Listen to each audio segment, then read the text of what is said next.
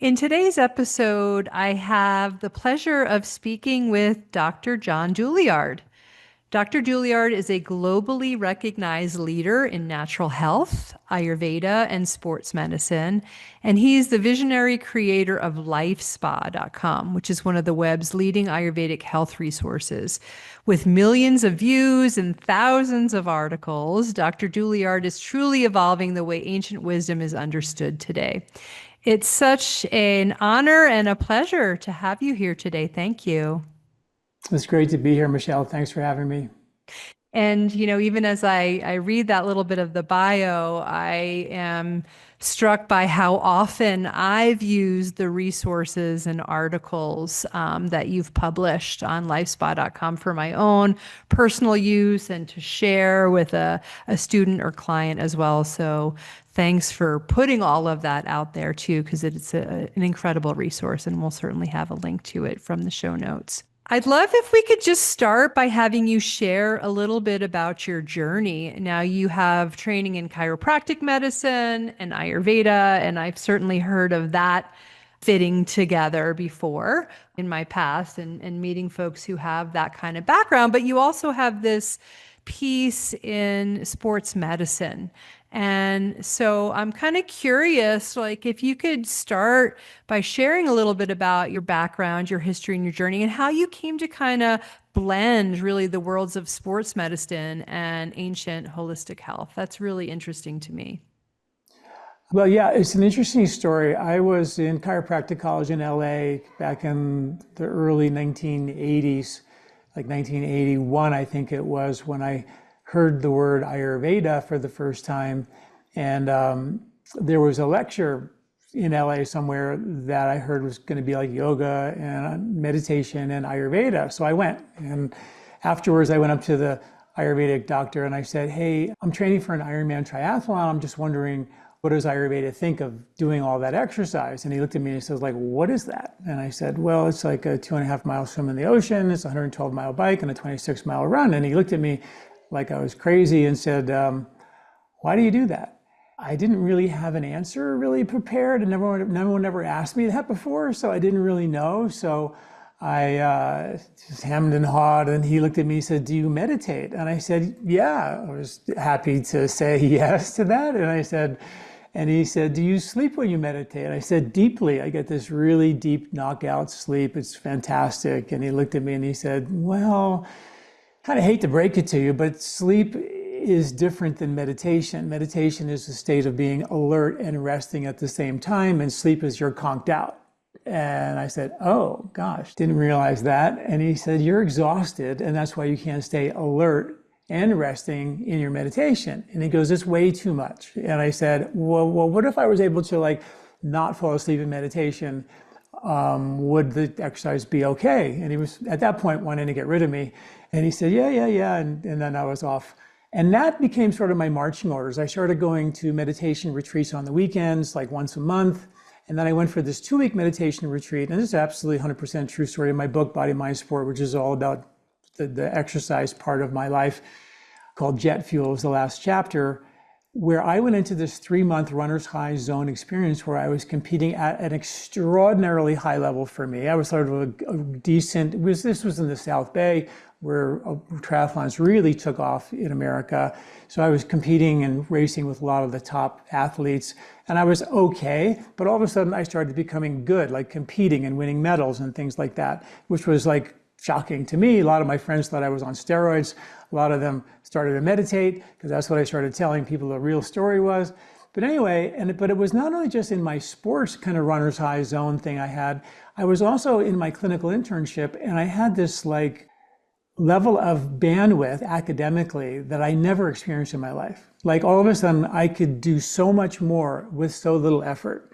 And I kind of started calling that the eye of the storm. You know, the bigger the calm, the more powerful the winds. But most of us live in the winds of the storm, in the craziness and dodging crazy refrigerators and who knows what's out in the winds of the storm. We get beat up in the world of stress. But Ayurveda was all about creating that calm center, and hailing from that calm place. And that's what I stumbled upon, where I could do less, accomplish more, and had the feeling of doing nothing and accomplishing everything, which is like a full-blown Vedic concept, which just hooked me, hook, line, and sinker. I was in, because after 3 months of being like on top of Mount Everest, it disappeared and I wanted it back really bad. So I started reading about books like Psychic Side of Sports and all these runners' high zone peak experiences. Ended up going to India in 1986 after I graduated for like a 4-week vacation to try to learn Ayurveda. Ended up getting invited to learn and stay there permanently, which I did. I closed my practice from a really scratchy phone from New Delhi to Boulder, Colorado. And my partner was like, "What are you doing?" And I was like, didn't come back. And that's where I met Deepak Chopra and came back. And he was starting a center in Massachusetts, came back and co-directed his center in Massachusetts for 8 years. And I started training medical doctors Ayurveda. And here I am, a chiropractor, training medical doctors. And the only way to kind of buffer that experience a little bit was for me to bring the science of the ancient wisdom in. And that's what I've been doing ever since, is taking the ancient medical wisdom of Ayurveda and then finding the modern science to back it up. And that's what we do at LifeSpa. We have like over 1,500 articles of ancient wisdom and modern science. And when you have both of those, I feel like it's a great place for us to start, because science can prove whatever it wants. Coffee's good, coffee's bad, wheat's good, wheat's bad, you name it. I can give you studies on both sides of that aisle. But when you have something that's been around for thousands of years and it has the modern science, I feel like that's a great place for us all to start. So you can go there, search up your health topic, and see some ancient medical ideas, practices, thousands of years in the making, along with backed by the science. And that, I feel like, that's what we do at LifeSpa. We give all that information away for free. Mm-hmm. Yeah, you do. What a cool story. And so picking up on that, right? The marrying of the ancient wisdom and the modern science. Let's talk about a specific subject, which I think is really popular right now. And even as I get to look at you on the screen here, and I know we're just publishing the audio here, I look at you and I've seen your face through the years, and I was on a Zoom with you maybe 5 years ago. Like, you actually look like you're getting younger to me. So the specific topic I want to talk about is longevity, because it's really popular right now from sort of a cultural thing in the US anyway. And it's seeping in to a lot of places, right? So how do we bring together what science is saying about longevity and what's kind of being pushed right now, and what Ayurveda has had to say about preventative medicine and longevity for a long time? Can you point us to a few things? Yeah, for sure. There's a branch of Ayurveda for longevity. It's one of the 8 branches called Rasayana. And the study in it, so rasa means lymph and ayana means the study of. So the study of longevity thousands of years ago was the study of the lymphatic system. Now, if you go into Western medicine, in terms of its practice, the only time you ever hear of the lymph is when they take out lymph nodes for cancer. But if you dig into the medical research, there's volumes and volumes and volumes of studies on the lymphatic system, but none of it's reached medical practice yet. But in Ayurveda, that was the first thing that they evaluated. They evaluated the lymphatic system because it was a system that did 3 really important things. 1, it takes out the trash, right? So if you're in your house and your toilet's clogged, you don't flush it. You don't put anything more into this system unless you make sure you can get the waste out of the system. What if the garbage man didn't come for like 3 months? We would all be in big trouble, right?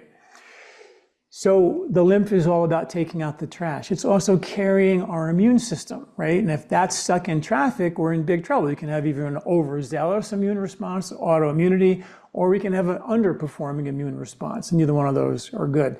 And the lymph is also trying to deliver fat as baseline energy to every cell of your body. So those 3 things are so critically important. Your energy production, you're getting rid of the trash, and your caring of your immune system is what it's all about. When you just look at the blood in Western medicine, we take out the blood, look at your cholesterol levels, look at your blood sugar. That's just what's in the blood, but has nothing to do with how well the immune system's functioning, how well the body's getting rid of the trash, and how much energy is coming into that system effectively. Because the lymph is delivering the fats as energy. The blood is sort of delivering the nutrients, but that's like the faucets coming into your system. But the drains are really what most commonly become a problem, right, in your house, right? Very rarely are you fixing faucets. We're commonly dealing with drains, right? And that's the beauty of Ayurveda, was they did it like in this like super logical way. And so turns out, there's so many things about the lymph that you can learn about in terms of like foods for the lymph, like berries and cherries and beets and greens and things, and movement and exercise and hydration, all are really lymph based. But the key pump for your lymphatic system is your diaphragm. And nobody tells you that. But the diaphragm is a breathing muscle that also pumps your entire lymphatic system, because your heart doesn't pump your lymph system. That just pumps your arteries and your veins. But the lymph is pumped by movement, hydration, and the function of your diaphragm. And in a recent study with elite athletes, 91% of them did not have a diaphragm relaxing and contracting fully. So that pretty much means none of us probably do. And every time that you and I get stressed out, we breathe a little different. We all, you see a bear in the woods, you go, oh my gosh. And then that, oh my gosh, breath becomes normal to you. And then another stress comes along, we take another, oh my gosh, breath. And that becomes normal. And the rib cage, when we take that fight or flight breath, becomes a little tighter and a little tighter and a little tighter. And we start breathing more shallow, and a little bit more shallow. And next thing we know, we're breathing into the upper chest of our lungs, shallow breathing, what's called over breathing. And we are breathing into the upper chest, fight or flight, bear in the woods receptors, 26,000 breaths per day. So life becomes an emergency for us. So by strengthening your diaphragm, I was in a restaurant about a year and a half ago or so, and I was coming into the restaurant, and there was about 2 or 3 elderly folks coming out of the restaurant, maybe in their 80s or 90s. Their mouths were open. They were huffing and puffing, laboring to get in and out of this restaurant. So I was helping them. And I said to myself, I said, oh my gosh, if anybody would have told them that they could just breathe 5 minutes a day to strengthen their diaphragm, and it would reverse their heartburn, their GERD, their reflux, and indigestion, according to hard science. In the medical journals, there's 15 studies show you can breathe away your heartburn. But do you ever go to a doctor and have them say, take breathing exercises and they give you instead of the omeprazole? No. It's been shown here at CU Boulder, it's been shown to lower blood pressure, strengthening your diaphragm, called maximum inspiratory breathing techniques, that's the research word, was shown to lower the blood pressure as fast as a Western medication. The diaphragm is the #1 pump of the brain's cerebral spinal fluid, which pumps 3 pounds of trash out of your head every year while you sleep at night. So if you don't sleep well, you don't drain well. And if you don't get the trash out of your head, it's linked now, according to Western medicine, which is not in medical practice yet, anxiety, depression, cognitive decline, inflammation, infection, and autoimmune concerns. When COVID hit and we had the long haul COVID thing happening, the early research showed it was due to congestion of the brain's lymphatic and glymphatic systems. Because in COVID, you lose diaphragmatic function. You stop breathing.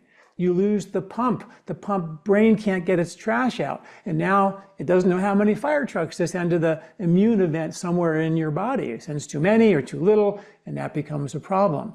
So women with breast cancer have significantly more congestion of the anterior diaphragmatic lymph nodes than folks who don't. So you have all these conditions, high blood pressure, all these digestive, heartburn issues, the brain lymphatic, cognitive decline related issues as we age, all linked to poor diaphragmatic function, not to mention the upper chest fight or flight breathing 26,000 times a day, telling your body, yep, there's a bear over there. It's about 100 yards away, and it's always there 24/7. It's not eating me yet, but it might any minute chase me. That's how we live our life in this culture. And that's been linked to all of the metabolic syndrome issues. If you were being chased by a bear, wouldn't your body take as much cholesterol as it could muster and put it in the blood so it can make more stress-fighting hormones to get you up a tree faster? Wouldn't it raise your blood pressure to do the same? Wouldn't it raise more blood sugar? Wouldn't it take any extra fat you could have it find and stick it under the mattress in case the bear never left you and was always there chasing you. So we have really good science to show that it's the stress in our life, which is completely determined by how you breathe, that's linked to all aspects of the epidemic of our time: high blood pressure, high blood sugar, high cholesterol, low HDL, and extra fat around our belly. It's called metabolic syndrome. Then when you look at the science of meditation being in the eye of the storm, it reverses all of that. I mean, they're just like the elephant in the room is like, what if we were able to mitigate the stress? We would find that all these chronic, deficiencies and statins that we have, or deficiencies in metformin that we have, whatever, all of a sudden we have the ability to find that eye of the storm and function the way we were designed without all this requirement for medications that are doing the job for us when the body actually knows how to do the job itself. Can you drop us into that? If we were to say, okay, well, then I just want to do that breathing thing. Instead of take the pill, I want to try this. Like, tell us how simply that could be. What that would really, look like. really, really simple. And I'll give you 2 articles to go to. One on my website, and they're all free, and there's instructional videos. One is called The Best Diaphragmatic Breathing Exercises. The other one is called Lateral Breathing. And the other one is called Strengthen Your Lungs Now. And there's another one called, Breathe Away Your Heartburn. Another one called Breathe Away Your Blood Pressure. So there's like science after science after science behind this. But the bottom line is, like I said earlier, the techniques in Western medicine were maximum inspiratory breathing techniques. So all you got to do is take your diaphragm to a full contraction and a full relaxation. So all you got to do that is the first thing you should learn is just how to fill your belly, then your chest, then your upper chest as you breathe through your nose. So if you're just sitting in your chair here for a second, you can just breathe through your nose, fill your belly all the way like a Buddha belly. Stick that belly out. Then continue your inhale and now fill your chest. And then continue your inhale and fill the upper chest. That's under your clavicles. And then as you go to the very top, take little sips of air through your nose and take it to maximum. And then let the air out.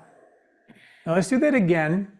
Let's fill the belly all the way, Buddha belly out, in, all the way, much as you can. Then go to your chest, in, as much as you can with your chest. And then go to the upper chest, in. And now sip air through your nose to the max. You'll feel a pull under your rib cage as your diaphragm goes down, rib cage is going up, and then let the air out, and then squeeze all the air out.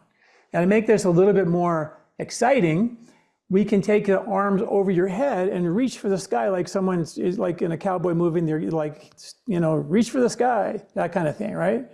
Now you're way up, reach. Now fill your belly all the way. Then your chest. Then your upper chest. And then sip. And reach. And then arms come back down. And do 10 like that, right in front of your computer, as we all just did.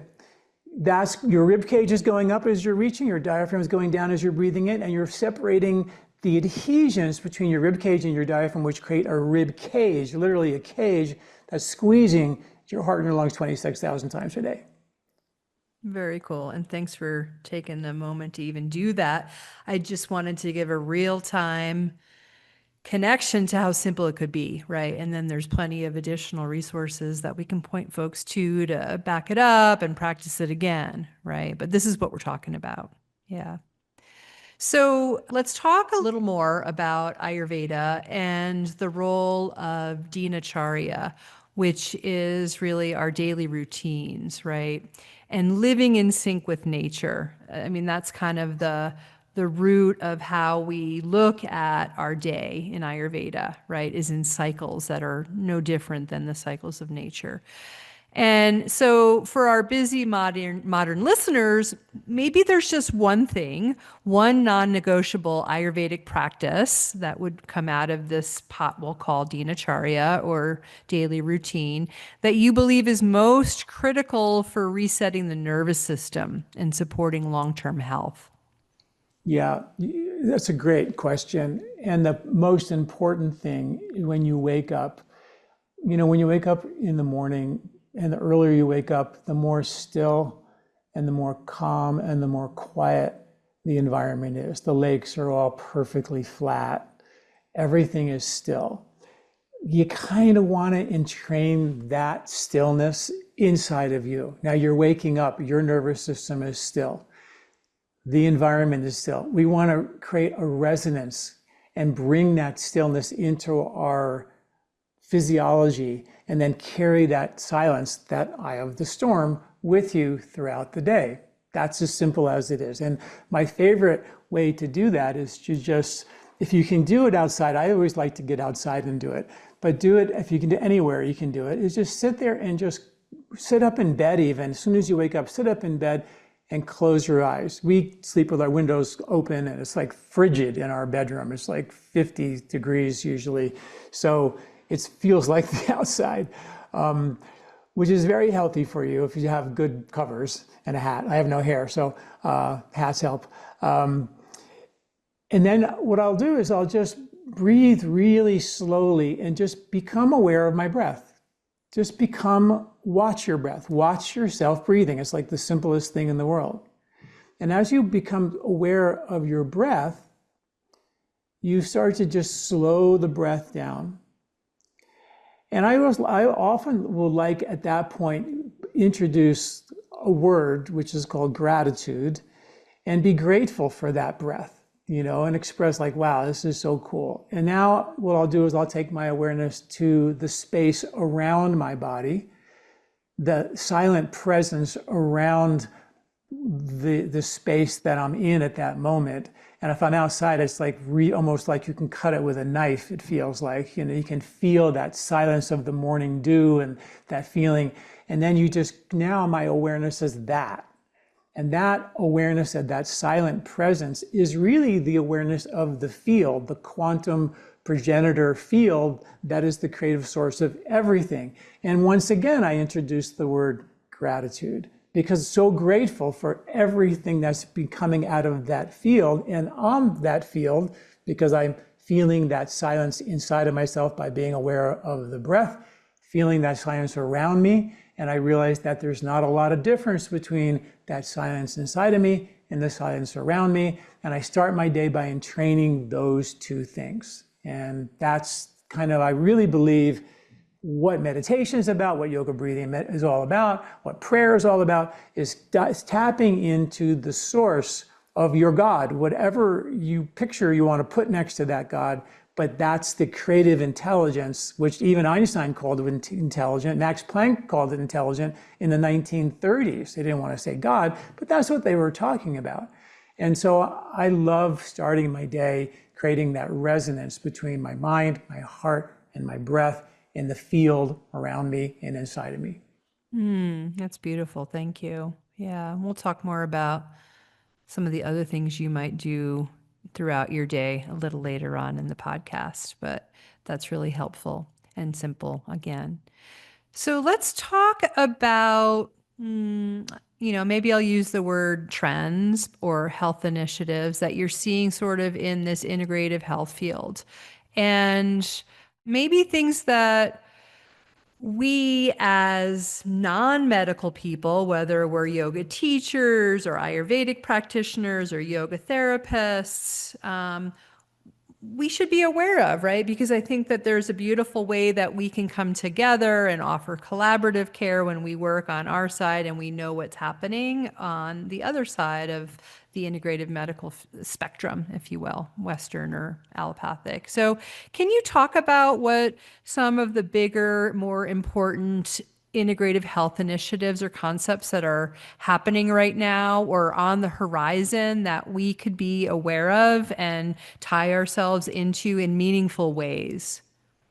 Yeah, I think one of the up and coming, if not already here, big buzzwords in the kind of biohacking community, longevity community is nitric oxide. And nitric oxide research on that won the Nobel Prize in 1998 as a panacea molecule. And research now shows that by the age of 40, the average person has lost 50% of their nitric oxide production. And nitric oxide is a vasodilating agent. So when you're young and you're like 10, you could roll down a flight of stairs and get up and do it again because it was fun. I'm 69. If I did that, that wouldn't be fun for me anymore. You know what I mean? But there was a time when that was fun. Because when you lose nitric oxide, you lose vasodilation, you lose elasticity. The blood isn't perfusing into your arteries. They become hard as rock. They're not perfusing into your muscles. It becomes stiff and rigid. Everything becomes tighter as you get older, and it's due to the lack of nitric oxide. Now, how do you get nitric oxide? Well, we've done a bang-up job in our culture destroying it. And one of the major ways, according to research by Nathan Bryan, which is he's one of the top nitric oxide researchers of the day, turns out that nitric oxide is something that is converted in your mouth into the active form.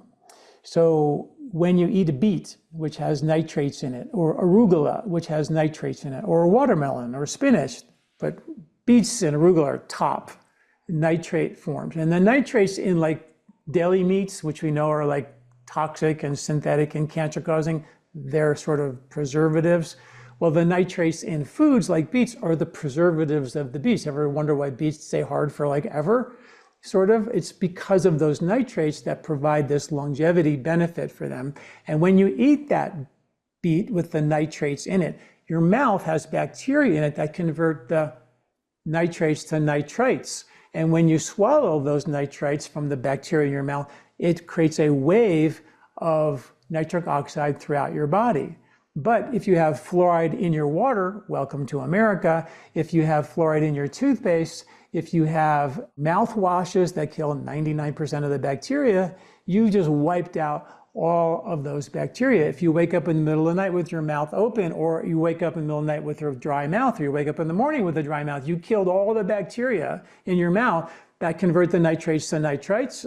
And also, you create an environment where opportunistic bacteria like Streptococcus mutans, which is the bug that is responsible for about 62% of the plaque in your arteries, is caused by a bug, a microbe, a bacteria that got into your bloodstream via your mouth, your gums, and things like that. Like, it's so cool not to put these chemicals in our mouth and just breathe with our mouth closed, which is my first book, Nose Breathing versus Mouth Breathing in Exercise, but also nose breathing while you sleep at night, really critical. And then there's that Ayurvedic thing called, this is what I love about what I do. Like, I'm reading about nitric oxide, and I'm going, wait a minute. It's all about the bacteria in your mouth. You can't let your mouth dry out. It's about breathing through your nose. I learned that 40 years ago. I've been teaching nose breathing techniques we published studies on it back on my brainwave stuff I talked about. I don't know if I talked about it, but that was the research we did to prove that the runner's high thing really existed. It didn't really finish the story, but we actually ended up publishing studies on all that nose breathing versus mouth breathing. But also when you do something in Ayurveda called oil pulling. Now, I was in India when I first went there in 1986, and I was watching a man taking a bath in a fountain in the middle of this little town. It wasn't like busy or anything, but there was a fountain, and he was just taking a bath in it, in the public fountain. And he had a little bottle of oil, and he was rubbing oil all over his body and in his hair and in his face, and he put it in his mouth and started swishing. And I was just sitting there watching this guy do this stuff in the middle of a fountain. I never seen anything like it in my life. I just come from America. And he was oil pulling, Vedic technique, thousands of years old. And when you put that oil in your mouth, what are you doing? You actually are changing the environment of the mouth that facilitate the ability of the bugs in your mouth that actually convert the nitrates to nitrites to give you the nitric oxide. Different studies have been shown it kills the Streptococcus mutans, heals the gum and oral hygiene as well as a mouthwash without killing the bacteria, but by creating an environment for the good bacteria. And here again, I just go like, wow. Here's another example of this incredible ancient wisdom, which is still like complete weird ooga booga in America, but here's hard science to prove why they did what they did, because they had some deep understanding of how the more subtle something is, the more powerful it is. When you breathe through your nose, people say, oh, when I wrote my first book about Body, Mind, Sport on nose breathing versus mouth breathing, I researched comparative anatomists and pulmonologists. They all said there's no difference between nose and mouth breathing.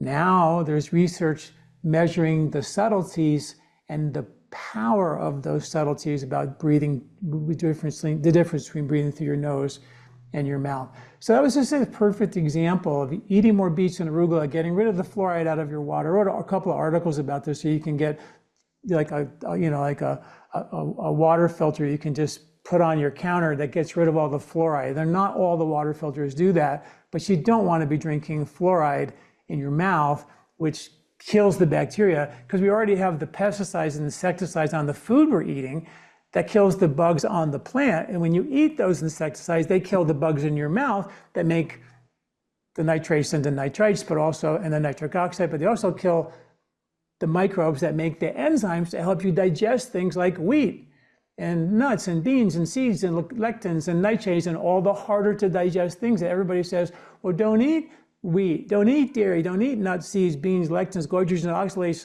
nightshades, all this stuff. I'm going like, wait a minute, you can't solve the problem by bubble wrapping your diet. You got to fix the underlying digestive imbalance and then have a wider berth of foods that you can eat, as opposed to going down this bubble wrapping diet where you're just taking foods out of your diet, finding over time that there's less and less foods that you can actually tolerate. And now you're going down the road of nutritional deficiencies. Not to mention the fact that your digestive strength, this is critically important, is directly linked to your ability to detoxify. So if you can't digest wheat, dairy, nuts, seeds, grains, a hamburger, or fried food, not that you should eat that, but you sure should be able to. And if you can't anymore, like you did when you were 18, then you're not going to be able to get rid of the environmental pollutants to the tune of 70 million tons in our atmosphere every year that filter down on everything we eat, drink, and breathe. You're not going to be able to detoxify the pesticides that are on so many of our foods, and definitely not the harder to digest food. So we're going to blame it on the food. Oh, it's the beans, it's the wheat, it's the dairy, it's the nuts, it's the lectins, it's the this or that. And it's not those things. It's a lack of digestive strength that we can fix with herbs and foods and lifestyle. And that was where Ayurveda really put its first foot forward and say, hey, the key to your longevity is your digestive strength. That's where it all starts. And we have good science to back it up, but we have nobody talking about how to fix digestion. Everybody's saying, eat a vegan diet, eat a carnivore diet, eat this other restricted diet, as opposed to saying, why don't we just eat what nature provided you with every season?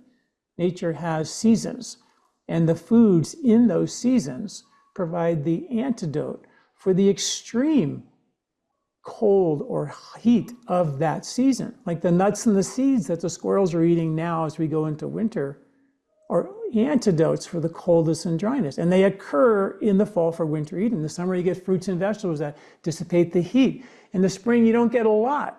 It's an austere, calorie-restricted, no carbohydrate, no pizza, pasta time of the year. And that's the rainy, muddy allergy season. We're all holding on to more water. And if you're so inclined, your body type has more earth and water in it, you make congestion more easily, like kids make mucus for a living, and you give them pizza and pasta every day in the spring and a mucus-making season and a mucus-making kid at the mucus-making time of their life, they're going to make excess mucus and they're going to get a lot of colds and flus. But if you didn't give them the pasta and pizza and you gave them the staple of America in the 1800s was dandelion root tea, everybody drank it. There was the salty version and there was the plain version. It wasn't great, but that's what everybody drank. And those kind of leafy greens and bitter roots and burdock roots and dandelion roots and maybe more meat and fat as their source of fuel versus carbohydrates, the rules change from season to season. That was the topic of my second book, The 3-Season Diet. Eat with the 3 seasons. Not that there's not 4 seasons, but there's 3 harvests in nature. A spring harvest, summer harvest, and a fall harvest for winter eating. And we have grocery lists for free at LifeSpot. Just go to lifespot.com. There says, new year, start here. You can print out the grocery list, circle the foods on that list that you like.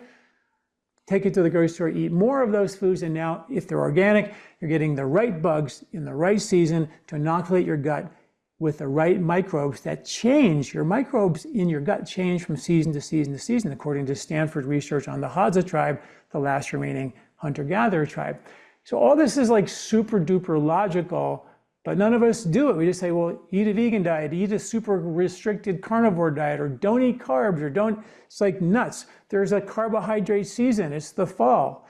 There's a no carbohydrate season, there's a spring. There's a high protein, high fat season, which is winter. It's not that crazy, right? We all want soups and stews in the winter, right? We want salads in the summer. It's not that far off our radar, except that we're not, we just make it more complicated than it needs to be. That's the beauty of ancient wisdom. They didn't make it complicated. Mm-hmm.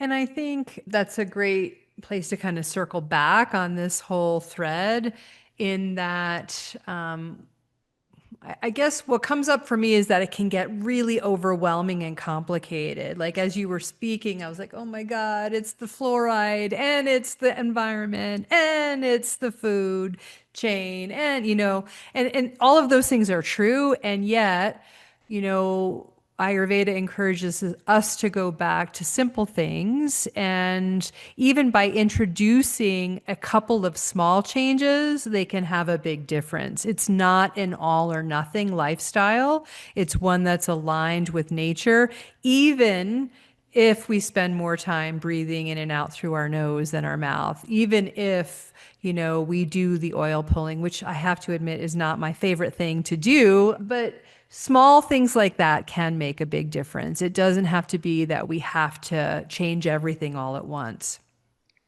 And I think that's an important message for our listeners to hear. Yeah, I agree. And the nitric oxide thing is a little kind of, what's the word? Maybe overly technical, and the oil pulling. It's just, to me, I only brought that up because of the, in these traditional cultures, they did things that mattered. And after a couple hundred years, if it didn't work, they wouldn't do it. Like if antibiotics last for 200 years, it'd be lucky. They're already on their way out, right? Because they're doing the wrong thing. They're killing the bugs as opposed to letting our bugs kill the bad bugs. We're doing it for the body, and they're becoming stronger. So it's just sort of like, and there's the idea of doing oil pulling might seem like overwhelming, but every single culture, traditional culture, they trained their kids to breathe through the nose. They didn't wake up with their mouth open. They didn't have fluoride in their water. They didn't do the things to actually destroy, and they didn't have pesticides in their food to kill the bugs. So we're like being clobbered with fluoride in our water, fluoride in our toothpaste, fluoride painted on our kids' teeth. And then we have pesticides to kill the bugs. And then you wonder why 50% of your nitric oxide, which is your longevity panacea molecule, Nobel Prize winning research, 50% of that is gone by the age of 40. So those are like, we should maybe think about that, because that's not like a little, Yeah. Yeah. Good point.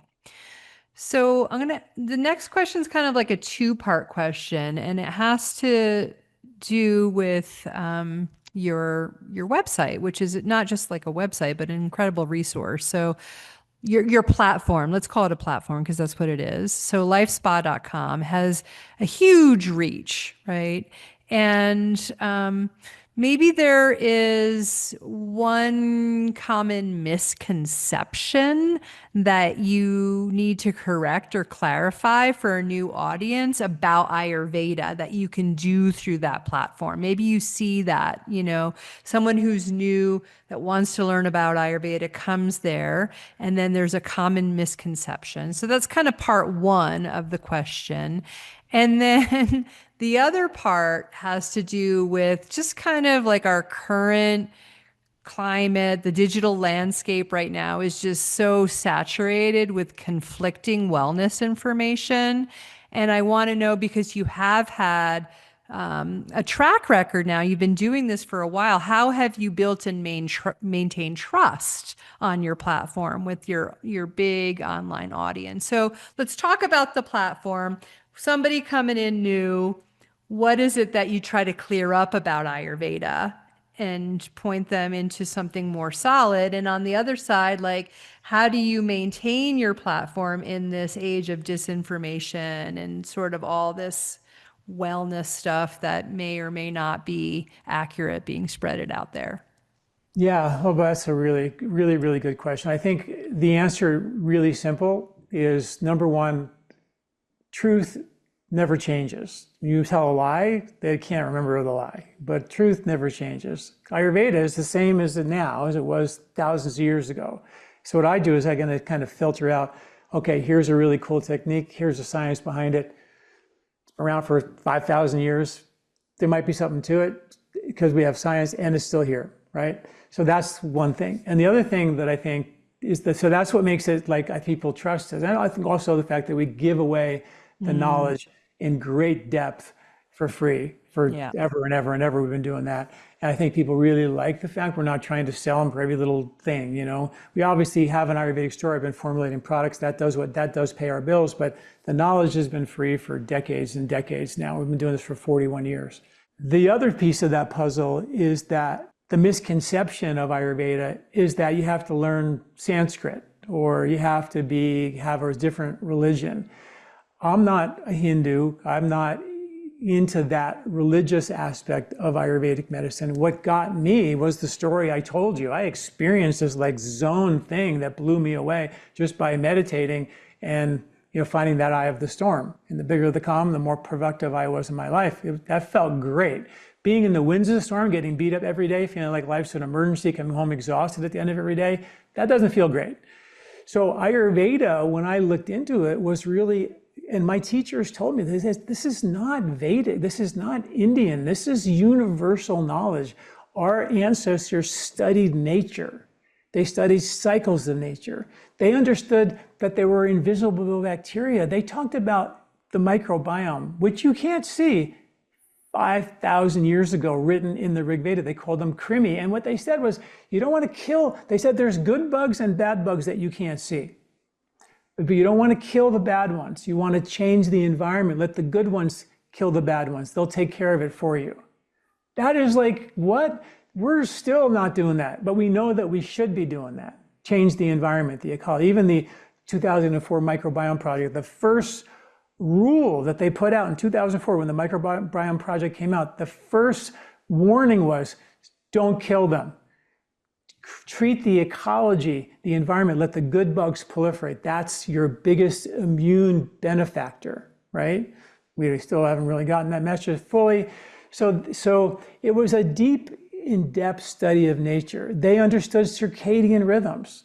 They knew there were times a day for eating, times a day for sleeping, times a day for thinking. We are just beginning to understand that our chronobiology is the connection of biological clocks with circadian rhythms. If you're going in rhythm, downstream, row, row, row your boat gently down the stream, merrily, merrily, right? That's the way we should live our life. Like the deer, you don't see them stressing out and panicking.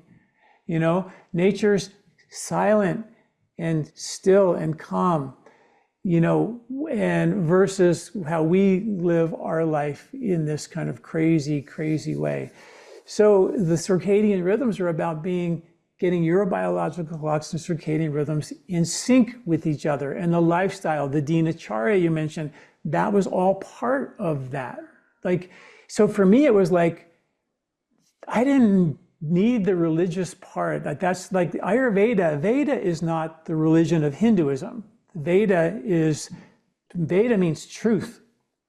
Hinduism is a religion. That's fine. People have a religion. I love all the religions. But Veda meant truth. It was a study, it was a universal truth that you can apply anywhere and everywhere on the planet, probably in the universe, right? That was the beauty of Vedic knowledge. And that's what I fell in love with. So I take that Vedic knowledge and I translate it into English for folks. So they don't have to worry about Indian words or anything scary for them. And they can take home the juice, which is now backed by modern science. Thousands of years of time-tested wisdom backed by science, demystified and translated into our culture, which is like, hey, I want to see the science, even though I can give you science saying whatever it wants, whatever I want to sell you. I can give you coffee good science or coffee bad science. I can give you whatever science, And that's where I stand. That's why I love it so much, because it really is not as complicated. People get scared about it because, oh my God, I got to become an Indian or a Hindu. No. This is the science of a deep study of the truth, the nature, the part that never changes. That's why it doesn't change. They don't, oh, well, guys, we were wrong. We're going to give you a vegan diet the whole time. They don't talk about, they don't change. That's why the book that I wrote back in Body, Mind, Sport, I wrote that in the early 1990s. The 3-season diet book I wrote after that is a diet book. Diet books change by the weather, by the seasons they're changing. That book is still the same knowledge as it was 30 years ago. It's not changing. That's why you can count on it, because it's not going to change. Yeah, that's a really beautiful answer, and I totally agree. And I still have my copy of the 3-season diet. So anything else before we get to the last question? Anything else you want to share that you're up to, right? Or that you're finding interesting right now, or that you're putting out there on lifespa.com that might be interesting to our listeners? Well, there's a lot of stuff out there. Well, obviously, I can't emphasize the dietary stuff. We have an article called the Digestive Health Quiz. We also have a lymphatic quiz. I'd highly recommend that folks take the Digestive Health Quiz and find out, is their digestion working or is it not working? And if it's not working, what part's broken? And how can we fix that part with herbs and foods and lifestyle? And fix it so it's done. You don't have to change your whole diet and avoid X, Y, Z, and then going down to the road of not having a variety of foods. We have an issue with a lacking of diverse microbiome. It's an extinction event.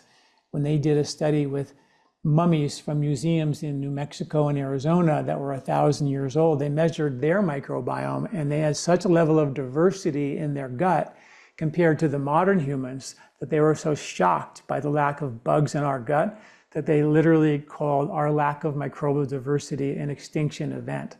So how do we get more bugs? We got to eat foods in each season without spraying them, killing half the bugs and microbes in them, and try to get as many diverse bugs in our gut as we possibly can.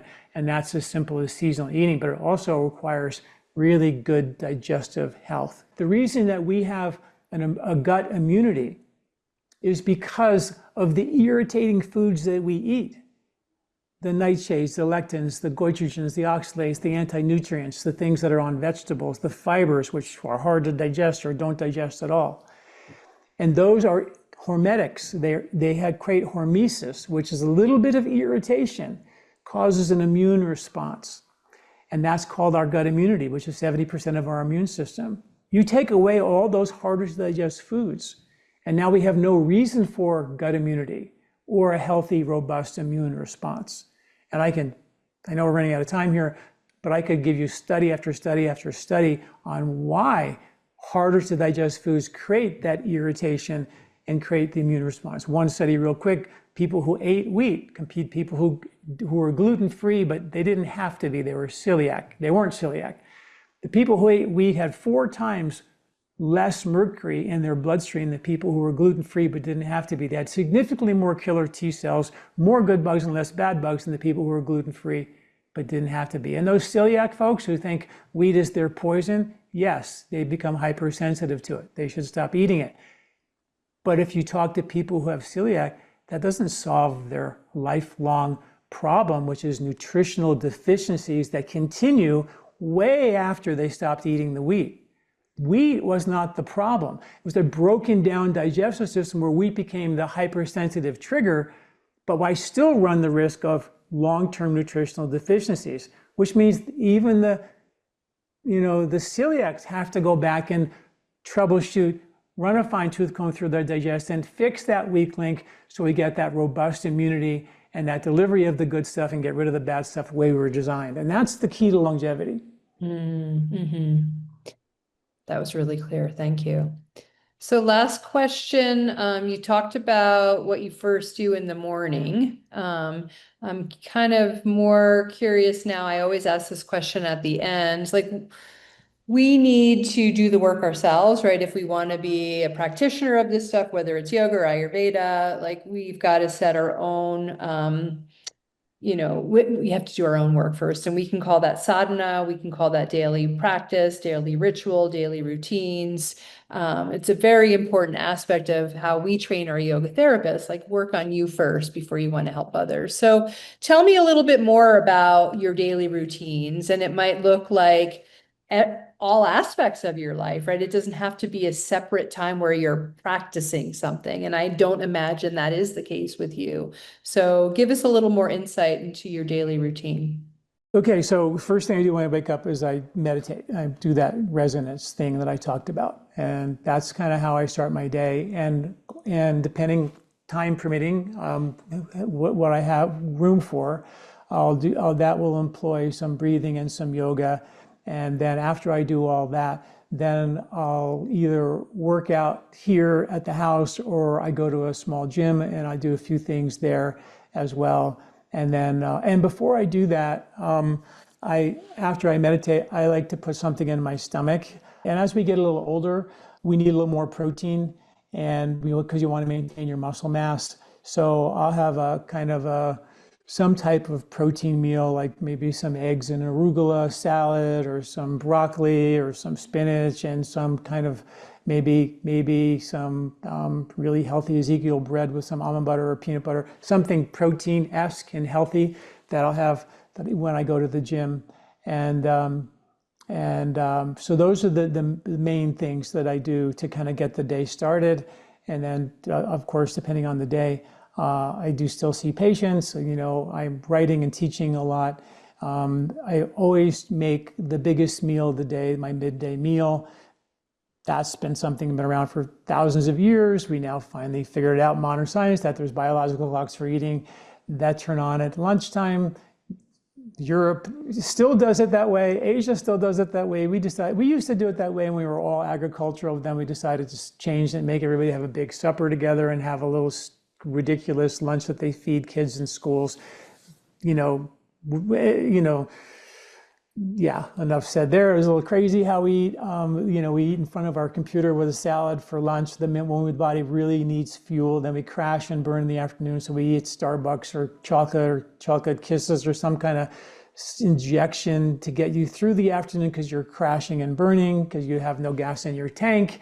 When the body was supposed to digest, you had a salad in front of your computer, or you just skipped lunch and worked through it because you want to get home earlier. We're always racing in our culture to get somewhere else we can finally then enjoy our life. I want to race through my day, work through my lunch so I can get home a half hour earlier so I can then finally relax, which, by the way, never happens, the relaxing part. So we just race to get where we think we're going to be happy, but we never get to that happy place. And we go, God, I'll try it again tomorrow. And I'll do the same dumb thing again and again. Anyway, so lunch has always been a really important meal. We have 6 kids, and we would always raise them by my wife and I would have a nice big meal together at lunch. I'd come home from work, and then when they would come at 3 o'clock, there'd be vegetables on the stove already there from lunch. They would inhale them. Any other time of day, they would never touch them. But after they come home from school, they'll eat anything. Yeah, they'll eat cookies and milk too, but if you give them green vegetables and rice and beans or whatever, they'll just inhale that. And that kept them stable. Because if you give them cookies and milk, they're happy for about 15 minutes, and then you're trying to have them do homework 2 hours later, an hour later. Good luck. And with 6 of them, it gets wild. So that was a way to keep some sanity in the house, was by feeding them the right way at the right time. So those kind of things. It just made sense, and that's where ancient wisdom was about. They did things for reasons, and we in America decided to change a lot of the rules that haven't panned out, done well for us or our children. And how does the end of your day look? I know a lot of people say that things kind of fall apart for them at the end of the day, like morning routines. Oh yeah, right. Or even middle of the day, I can have a good lunch. But tell me what your evening looks like too. The evening is, generally we'll have a small supper, usually something really small as early as possible. And then either go for a walk, or we have a little walking treadmill in our living room. So, we'll go, and maybe my wife and I will watch a movie or a documentary, and we'll take turns walking on the treadmill for 10, 15 minutes after that, or a half hour after that, and just walk. It's great. It's like the best thing you can do for your metabolism and take the stress off your heart because the food irritates the lining of your arteries. But when you actually walk, it facilitates the movement of the food through your arteries, the movement of the food out of your stomach into your intestinal tract quicker. It lowers your blood sugar and your blood pressure.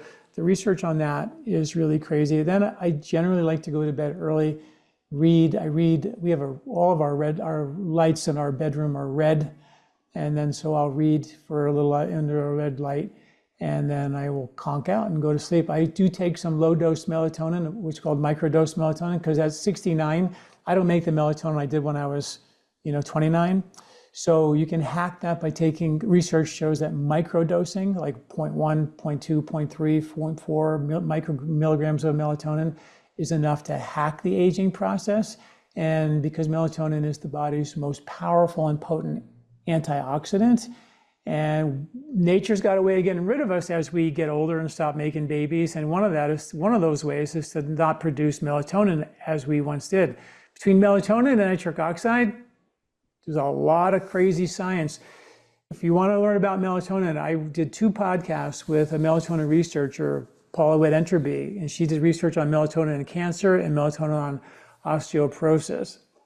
Mind-boggling research, but no one tells you about, because you can buy it in the grocery store, and everybody thinks it's whatever they think, but it's not even a hormone, it's a molecule. It's 3 billion years old that connects biological clocks and circadian rhythms. And it's all about individual dosing. For you and me, it's going to be different. Finding that right precise dose that gives me the deep sleep, but also that resetting of the biological clocks for circadian rhythms. And that's the key, is to go through life in rhythm and resonance and harmony with these beautiful cycles of nature, as opposed to, all the light pollution. We need something to antidote all this craziness we've created in our culture. And melatonin and nitric oxide and lifestyle and meditation. These are all like incredible tools that make life so much more enjoyable. Well, thank you so much for doing what you do, for speaking with me today, for putting all that in our hands, so accessible. It's been a real pleasure. Thank you. Thank you, Michelle. Great to be here. Thank you.